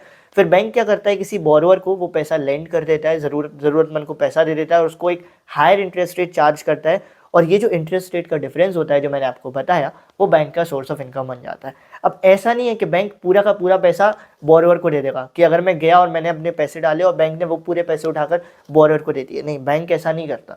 बैंक जो पैसे मैंने डिपॉजिट करे हैं या जो पैसे जनता ने डिपॉजिट करे हैं उसका कुछ हिस्सा ही दूसरे को देता है, बाकी अपने पास एक मिनिमम कैश हमेशा मेंटेन करके रखता है, ताकि अगर मैं कभी जाऊँ अपने पैसे वापस निकालने तो वो मुझे दे सके। वरना ऐसा ना हो मैंने 10 रुपये जमा किए, 10 के 10 रुपये बैंक ने दूसरे को दे दिया, अब मैं बैंक में पैसे लेने गया, बैंक मुझे बोल रहा है 1 साल बाद आना, तो ऐसे बैंक नहीं करता है। ठीक है, जो भी हम पैसा जमा करते हैं बैंक उसका एक पार्ट, एक हिस्सा ही बोरोवर को देता है। इस तरीके से बैंक काम करते हैं। अब जब आप किसी को पैसा देते हो तो ये जो पूरा पैसा देने का प्रोसेस है, किसी को कर्ज देते हो, इस पूरे प्रोसेस को ही हम क्रेडिट बोल देते हैं। अच्छे से शब्दों में क्रेडिट बोल देते हैं, खराब शब्दों में लोन बोल देते हैं या कर्ज बोल देते हैं या उधारी बोल देते हैं। ठीक है, तो क्रेडिट बेसिकली क्या होता है, एक शब्द है लोन के लिए, या फिर एक सिंपल वे में कहें तो एक क्रेडिट एक ऐसा एग्रीमेंट है, एक ऐसी सिचुएशन है जिसमें जो लेंडर होता है, लेंडर यानी कि जो पैसे देता है, चाहे फिर वो बैंक हो या कोई भी हो, लेंडर कुछ पैसे बोरोवर को देता है, यानी जो पैसे लेता है, लेंडर कुछ पैसे बोरोवर को देता है और बोरोवर उससे प्रॉमिस करता है कि मैं आपको कुछ टाइम के बाद आपका पैसा वापस कर दूंगा। अब क्रेडिट जो होता है, जब आप किसी से कर्ज लेते हो तो दोनों काम कर सकता है, आपकी ज़िंदगी को बेहतर भी बना सकता है, आपकी ज़िंदगी को बदतर भी बना सकता है। इसका एग्जाम्पल आपको बुक में देखने को मिलेगा और आप अपने आसपास भी देख लो। कुछ लोग ऐसे होते हैं जो उधारी लेते हैं और उधारी का पैसा लेके अपना पूरा बढ़िया बिजनेस चमका लेते हैं, और कुछ लोग होते हैं उधारी के पैसे जुआ हुआ करके अपने आप की सिचुएशन और बदतर कर लेते हैं। तो क्रेडिट क्या कर सकता है, एक इंसान की लाइफ में पॉजिटिव रोल भी प्ले कर सकता है, नेगेटिव रोल भी प्ले कर सकते हैं। लेकिन जब आप क्रेडिट लेने जाते हो तो कुछ चीज़ों का ध्यान रखना होता है। जैसे मान लो आप क्रेडिट लेने गए तो आपके पास कुछ चीज़ें होना ज़रूरी है। पहली चीज़ जो एक बहुत इंपॉर्टेंट है, जो पहले के टाइम पर भी चलती थी, आज के टाइम पर भी चलती है, कि आप गिरवी क्या रख रहे हो। अब कोई आपका ऐसा एक बार आपको उधारी दे देगा, 2 बार दे देगा, लेकिन तीसरी बार जब आप उसके उधारी लेने जाओगे तो वो बोलेगा भाई तुम कुछ गिरवी तो रखो, ताकि मुझे विश्वास बना रहे कि कल के तुम मेरा पैसा वापस देने आओगे। तो ये जो चीज़ आप गिरवी रखते हो लोन लेने के लिए, इसको हम बोलते हैं कोलेट्रल। जैसे मान लो आप मेरे पास आए पैसे लेने, मैंने आपको 10,000 रुपये दिए, बदले में आपने अपनी गाड़ी मेरे पास गिरवी रख दी। कि गिरवी का क्या मतलब, कि कल के दिन अगर आप मुझे मेरे 10,000 रुपये वापस नहीं करोगे तो ये गाड़ी मेरी हो जाएगी। तो ये क्या कहलाता है, कोलेट्रल कहलाता है। तो कोलेट्रल को अगर हम इंग्लिश में समझाएं, प्रॉपर डेफिनेशन के साथ जाएं, तो कोलेट्रल एक ऐसा एसेट होता है जो बोरोवर का होता है, और बोरोवर उसको एक गारंटी के रूप में यूज़ करता है, और लेंडर को बोलता है कि भाई ये तुम्हारा है अगर मैं लोन रीपे नहीं कर पाया तो, और अगर लोन रीपे कर दिया तो वापस कोलेट्रल मेरा हो जाएगा। तो टर्म्स ऑफ क्रेडिट क्या होते हैं, जब भी आप कोई चीज़ लेने जाते हो उसकी कुछ शर्तें होती हैं, हर जगह लिखा होता है। कोई भी ऐप आप डाउनलोड करोगे, terms and conditions and all, ऐसी जब आप क्रेडिट लेने भी जाते हो तो वहाँ पर भी कुछ शर्तें होती हैं। शर्तें जैसे कि आप इतने टाइम के बाद पैसा वापस कर दोगे, हम इस पैसे पर इतना ब्याज लेंगे, आप गिरवी क्या रख रहे हो। तो ये जितनी भी सारी इन्फॉर्मेशन होती हैं, जैसे कि इंटरेस्ट रेट, कोलेट्रल, आप कब रीपे करोगे, कैसे रीपे करोगे, और भी जितनी भी इन्फॉर्मेशन होती है क्रेडिट से रिलेटेड, कर्ज से रिलेटेड, इन सभी इन्फॉर्मेशन को मिलाकर हम बोलते हैं terms of credit. Terms of credit क्या होता है? Basically interest rate, collateral, mode of repayment and all the other information related to credit are collectively terms of credit. तो अब जब आप किसी से क्रेडिट लेने जाओगे यानी कि लोन लेने जाओगे तो दो सिचुएशन हो सकते हैं। अगर आप किसी प्रॉपर इंस्टीट्यूशन के पास जा रहे हो, बैंक के पास जा रहे हो, किसी गवर्नमेंट अथॉरिटी के पास जा रहे हो, तो आपको प्रॉपर नियम कानून फॉलो करना पड़ेगा। लेकिन अगर आप किसी अपने दोस्त के पास जा रहे हो तो वहाँ आपको नियम कानून फॉलो नहीं करने। वहाँ आप उसको बोलोगे कि देख भाई ऐसी ऐसी दिक्कत है, मेरे को इतने इतने पैसे की जरूरत है, वो आपको पैसे दे देगा अगर वो आपका अच्छा दोस्त होगा तो, या आपका अच्छा रिश्तेदार होगा तो यानी हमने देखा आप दो तरीके से क्रेडिट ले सकते हो। एक जहाँ पर आपको कोई भी फॉर्मेलिटी नहीं करनी पड़ती है, और दूसरा जब आप बैंक में जाते हो जहाँ पर आपको प्रॉपर फॉर्मेलिटी करनी पड़ती है। तो इसका मतलब है कि दो तरीके से क्रेडिट लिया जा सकता है। पहला जहाँ फॉर्मेलिटी करनी पड़ती है, जैसे कि बैंक में आप गए या किसी और लीगल इंस्टीट्यूशन में चले गए, तो जब आप ऐसी जगह से क्रेडिट लेते हो जहाँ पर आपको प्रॉपर प्रोसीजर्स को फॉलो करना पड़ता है, उसको बोलते हैं फॉर्मल सोर्स ऑफ क्रेडिट। और जब आप किसी अपने रिश्तेदार, भाई बहन, इस किसी ऐसे से लोन लेते हो, उधार लेते हो, तो हम बोलते हैं ऐसे में इनफॉर्मल सोर्स ऑफ क्रेडिट। अब फॉर्मल और इनफॉर्मल में अंतर क्या है? फॉर्मल सोर्स ऑफ क्रेडिट में बेसिकली क्या होता है, जब आप किसी बैंक से लेते हो या किसी इंस्टीट्यूशन से लेते हो, तो वहाँ पर उस बैंक की सुपरवाइज करने के लिए आरबीआई बैठा है। मान लो आपने बैंक से लोन लिया और बैंक अब आपके साथ कुछ गलत नहीं कर सकता, क्यों? क्योंकि बैंक को सुपरवाइज आरबीआई कर रहा है। लेकिन इनफॉर्मल में क्या हो सकता है? मान लो आपने किसी से लोन लिया, किसी गुंडे से, अब कल के दिन वो आपसे झूठ बोलने लगा कि नहीं भाई मैंने 10 नहीं 20,000 दिए थे, और वो कुछ भी कर सकता है, वो तो कुछ भी कर सकता है, क्योंकि उसको उसके ऊपर सुपरवाइज करने के लिए कोई नहीं है, कानून भी नहीं है। कानून के पास जाओगे, कानून यही बोलेगा भाई जब दम नहीं थी तुम्हारे पैसे वापस करने के लिए, क्यों लिए थे? तो फॉर्मल सोर्स ऑफ क्रेडिट में क्या होता है, जितनी भी एक्टिविटीज़ होती हैं उन सबको सुपरवाइज करने के लिए आरबीआई होता है। फॉर्मल सोर्स में प्रॉपर टर्म्स ऑफ क्रेडिट होते हैं, प्रॉपर एग्रीमेंट किया जाता है कि इतना इंटरेस्ट रेट है, इतने दिन पैसे वापस करो, और ये भी होता है कि मान लो अगर तुम पैसे वापस नहीं कर पाए तो हम तुमको थोड़ा और रियायत दे देंगे, थोड़ा सा और वक्त दे देंगे। साथ ही साथ फॉर्मल सोर्स ऑफ क्रेडिट में जो इंटरेस्ट रेट होता है वो कम होता है, क्यों? क्योंकि ये सरकार के द्वारा चल रहे हैं, आरबीआई सब कुछ देख रहा है।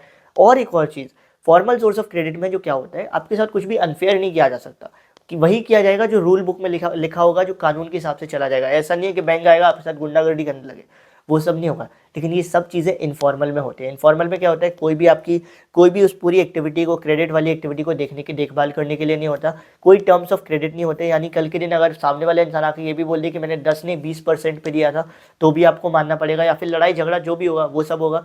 तीसरा, आपके साथ कई बार ऐसा देखा गया है कि जो इंसान लोन लेता है उसके साथ कई बार क्या होता है, जब वो टाइम पे पैसा नहीं दे पाता तो उसे लोग एक्स्ट्रा टाइम का क्वेश्चन नहीं देते हैं, बल्कि उसके साथ मारपीट करने लगते हैं, ज़बरदस्ती करने लगते हैं। तो ऐसी चीज़ें इनफॉर्मल सोर्स ऑफ क्रेडिट में होती हैं। लेकिन फिर भी अगर हम देखने जाएंगे तो हमको रियलाइज़ ये होता है कि आज भी गाँव के कई सारे लोग या बहुत सारे लोग ऐसे हैं जो इनफॉर्मल सोर्स ऑफ क्रेडिट से ही पैसे लेते हैं, यानी किसी मुंशी से या किसी लैंडलॉर्ड से या किसी रिश्तेदार से, उन्हीं से पैसे लेते हैं। तो इसका क्या रीज़न है? इसके मेनली दो रीज़न है। पहला रीज़न ये है कि जब आप बैंक में लोन लेने जाओगे या फॉर्मल सोर्स में लोन लेने जाओगे, वहाँ आपको प्रॉपर डॉक्यूमेंट्स चाहिए, और आज भी कई सारे लोग ऐसे हैं हमारे इंडिया में जिनके पास प्रॉपर डॉक्यूमेंट्स नहीं है, जिनके पास उनका आधार कार्ड, पैन कार्ड नहीं है, और इनके बिना आपको लोन नहीं मिलेगा। दूसरा रीज़न होता है लैक ऑफ कोलेट्रल। कई सारे लोग इतने गरीब हैं कि इनके पास गिरवी रखने के लिए कुछ नहीं है। तो क्या होता है, जब वो बैंक में जाते हैं तो बैंक उन्हें बोलते हैं आपके पास गिरवी रखने कुछ नहीं है, हम आपको कुछ लोन नहीं देंगे। लेकिन वहीं अगर वो इनफॉर्मल में जाता है किसी रिश्तेदार के पास या किसी जान पहचान वाले के पास, तो वो कहता है ठीक है भाई मैं तुम्हें जानता हूँ, थोड़ा बहुत विश्वास है तुम पे, मैंने तुम्हारा घर तो देखा ही है, ठीक है तो चलो मैं तुमको लोन दे दूंगा, और बाकी नहीं हो पाया तो फिर आगे निपट लेंगे। तो इनफॉर्मल में उनको इतने सारे झंझटों से डील नहीं करना पड़ता, इसलिए आज भी कई सारे लोग ऐसे हैं जो इनफॉर्मल सोर्स ऑफ क्रेडिट ही लेते हैं। अभी हमने बात करी थी कि जो फॉर्मल सोर्स ऑफ क्रेडिट होते हैं, बैंक इनको सुपरवाइज करने के लिए कौन है? आरबीआई। तो आरबीआई के बारे में थोड़ा जान लेते हैं। हमारे देश में जितने भी बैंक है, Punjab bank, SBI, Maharashtra bank, ये जितने भी बैंक है, इन सबका जो माई बाप है वो है आरबीआई। आरबीआई यानी reserve bank of India. Reserve bank of India यानी सबसे पहला क्या काम करता है, तो हमारे देश में जितने भी फॉर्मल सोर्स ऑफ क्रेडिट हैं उन सबको सुपरवाइज करता है। दूसरा काम जो हम पहले ही पढ़ चुके हैं, हमारे देश में करेंसी को इशू करता है on behalf of central government. ये जो नोट्स हैं इस पर आरबीआई गवर्नर के साइन होते हैं, कभी ध्यान दियो, ठीक है। तीसरा काम क्या करता है आरबीआई, ये देखता है कि जो बैंक है वो मिनिमम कैश बैलेंस मेंटेन कर रहा है या नहीं। हमने बात करी थी ना कि बैंक ऐसा नहीं कर सकता कि डिपॉजिटर का पूरा पैसा उधारी पे दे दे, ऐसा नहीं कर सकता। तो आरबीआई ये चेक करता रहता है कि कहीं बैंक कोई गलत एक्टिविटी तो नहीं कर रहा है, पूरा पैसा तो बोरोवर को नहीं दे रहा है। साथ ही साथ आरबीआई ये भी चेक करता है कि जो बैंक है वो सिर्फ जो लोन है वो उन्हीं को ना दे जो प्रॉफिट मेकिंग बिजनेस है, साथ ही साथ उनको भी दें जो स्मॉल कल्टिवेटर्स हैं, जो स्मॉल स्केल इंडस्ट्रीज़ हैं।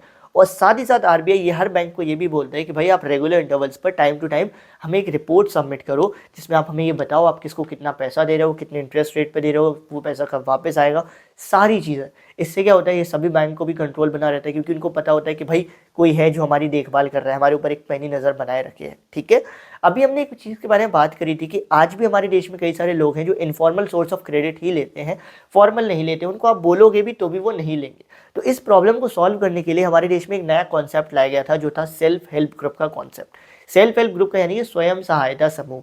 गांव में आपको बहुत ज़्यादा ये देखने को मिलेंगे, स्पेशली औरतें इसमें बहुत ज़्यादा इन्वॉल्व हुई हैं सेल्फ हेल्प ग्रुप में। आपने देखा होगा छोटे छोटे ग्रुप्स होते हैं जो अचार बनाते हैं, पापड़ बनाते हैं, बिकते भी हैं बाजार में। तो बेसिकली सेल्फ हेल्प ग्रुप क्या होते हैं? सेल्फ हेल्प ग्रुप ये छोटे छोटे ग्रुप होते हैं 15, 20, 25 लोगों के, जो लोग क्या करते हैं, रेगुलरली मिलते हैं और अपनी कैपेसिटी के हिसाब से रेगुलरली सेविंग्स करते हैं सेल्फ हेल्प ग्रुप के सेविंग्स में। ठीक है, जैसे मान लो कोई इंसान ज़्यादा कमा रहा है तो वो 20 रुपये सेव कर लेगा रोज के, कोई इंसान कम कमा रहा है तो वो 5 रुपये सेव कर लेगा। लेकिन ये लोग क्या करते हैं, रेगुलरली मिलते हैं, टाइम टू टाइम पैसे की सेविंग्स करते हैं। ठीक है, अब इसका फ़ायदा क्या होता है? फ़ायदा ये होता है कि अगर मान लो कल के दिन किसी सेल्फ हेल्प ग्रुप के ही मेंबर को लोन चाहिए तो उसे बैंक नहीं जाना पड़ेगा। वो चाहे तो अपने सेल्फ हेल्प ग्रुप की सेविंग से ही लोन ले सकता है और लो इंटरेस्ट रेट पे लोन ले सकता है। साथ ही साथ अपने ही सेल्फ हेल्प ग्रुप से लेगा तो उसे ये प्रॉपर प्रोसीजर भी नहीं करना पड़ेगा, गिरवी रखना, आधार कार्ड, पैन कार्ड, सब लोग वहाँ उसे जानते होंगे, तो वो क्या कर सकता है, ईजिली लोन भी ले लेगा और बिना किसी झंझट के वो लोन रीपे भी कर सकता है, या उससे थोड़ा सा एक्स्ट्रा टाइम भी मिल जाएगा अगर वो नहीं कर पाया। एक और फायदा इन सेल्फ हेल्प ग्रुप का होता है कि ये इंडिविजुअल्स पर फाइनेंशियल प्रेशर कम कर देता है। जैसे मान लो मैं आपको बोलूँ आपको एक जेसीबी खरीदनी है, तो अब आप पे बहुत ज़्यादा प्रेशर होगा कि यार इतने लाख रुपए कहाँ से लाऊं। लेकिन अगर मैं आपको बोलूँ कि 15 लोगों को मिलकर एक जेसीबी खरीदनी है, तो ऐसे में क्या होगा, हर इंसान पे कम कम खर्चा पड़ेगा और आप जेसीबी भी खरीद लोगे, फिर जिसको जब काम पड़े वो उस जेसीबी को यूज़ करता रहे। सिंपल सी बात है। तो इन सेल्फ हेल्प ग्रुप से क्या होता है, जो इंडिविजुअल फाइनेंशियल प्रेशर होता है वो भी कम हो जाता है। साथ ही साथ बैंक ये बोलते हैं कि अगर कोई सेल्फ हेल्प ग्रुप लगातार 2 साल तक सेविंग करता रहता है तो बैंक बोलता है हम फिर उस सेल्फ हेल्प ग्रुप को क्या करेंगे, अपनी तरफ से लोन भी दे सकते हैं उस ग्रुप के नाम पर।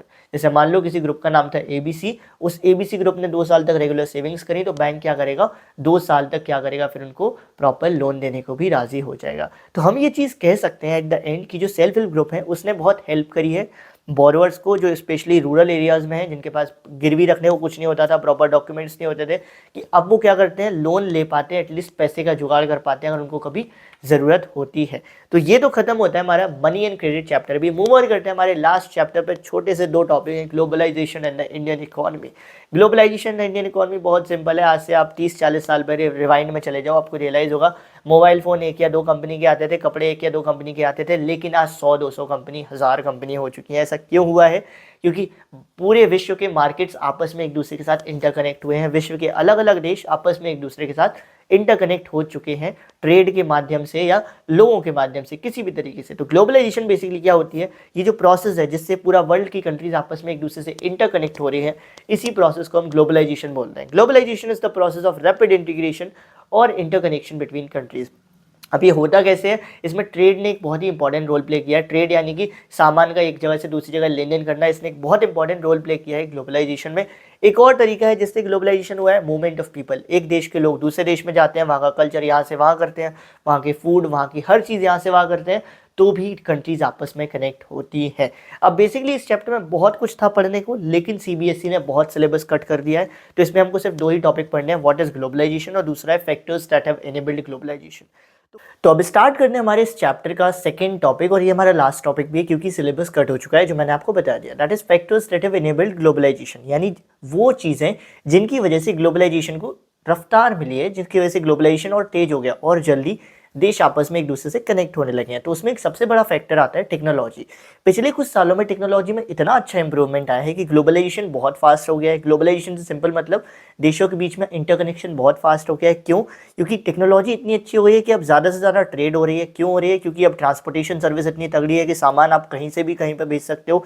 कम्युनिकेशन सर्विस इतनी अच्छी है कि आप यहाँ बैठे, आप कितने ही दूर हो, आराम से फ़ोन पे बात कर सकते हो, ईमेल के थ्रू बात कर सकते हो। और आईटी सेक्टर ने तो जो रफ्तार पकड़ी है, उससे तो ग्लोबलाइजेशन को एक अलग ही लेवल पे फोड़ दिया है ग्लोबलाइजेशन ने। तो ग्लोबलाइजेशन में एक बहुत बड़ा फैक्टर क्या आता है जिसने बूस्ट दिया है ग्लोबलाइजेशन को, दैट इज टेक्नोलॉजी। अगर पेपर में आता है तो इसमें आपको टेक्नोलॉजी के अलावा सिर्फ एग्जाम्पल लिखने पड़ेंगे कि transportation service, IT service, communication service, ये सब चीज़ें। अब आते हैं थोड़ी सी टेक्निकल बात पे। टेक्निकल बात क्या है, जब आप ट्रेड करते हो तो ट्रेड में 2 चीज़ें होती हैं, या तो आप सामान लोगे या आप सामान दोगे।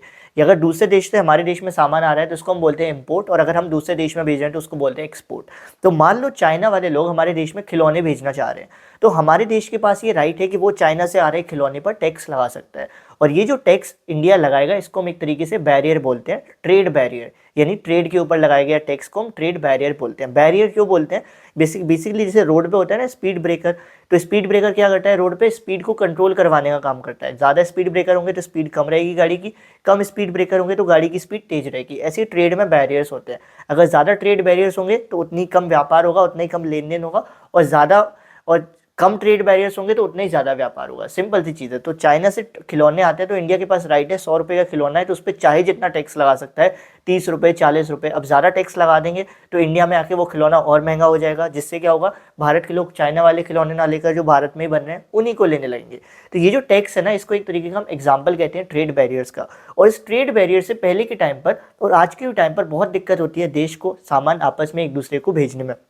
किसी ने ज़्यादा टैक्स लगा दिया तो फिर वो लोग वहाँ सामान नहीं बेचते, क्योंकि उनको लगता है यहाँ पे हमें इतना प्रॉफिट नहीं है। तो अगर इस टैक्स को हटा दिया जाए तो क्या होगा, व्यापार ज़्यादा होगा, सामान का लेन देन ज़्यादा होगा, इससे क्या होगा, देश आपस में और ज़्यादा इंटरकनेक्ट होंगे। सिंपल है, यानी ग्लोबलाइजेशन बढ़िया होगा। तो पहले के टाइम पर क्या होता था, जो हमारे देश की सरकार को लगा था कि हमारे देश में अभी इतने अच्छे प्रोड्यूसर्स नहीं है, इतना अच्छा मार्केट नहीं है कि हम वर्ल्ड मार्केट से कॉम्पीट कर सकें, तो पहले इन्होंने क्या किया था, पहले जो बाहर से सामान आता था उस पर ज़्यादा टैक्स लगा देते थे, जिससे बाहर से सामान कम आए और हमारे देश में जो सामान बन रहा है वो ज़्यादा चले। फिर 1990s के बाद भारत के लोगों को लगा, भारत की सरकार को लगा कि अब हम इनफ कैपेबल हो गए हैं कि हम वर्ल्ड मार्केट में कॉम्पीट कर सकते हैं। तो भारत ने क्या किया, हमने ट्रेड बैरियर्स को कम कर दिया। इससे क्या हो गया, बाहरी दूसरे देशों के साथ लेन देन ज़्यादा हो गया, और भी अलग अलग कंट्रीज़ में लेन देन ज़्यादा हो गया, जिसकी वजह से क्या होने लगा, कंट्रीज़ आपस में इंटरकनेक्ट होने लगी और ग्लोबलाइजेशन को रफ्तार मिली। सिंपल बात है, जब दो लोगों के बीच में ज़्यादा व्यापार होगा, उनके बीच में विश्वास बिल्ड होगा, ट्रस्ट बिल्ड होगा। जितना अच्छा ट्रस्ट होगा उतने ज़्यादा वो दो लोग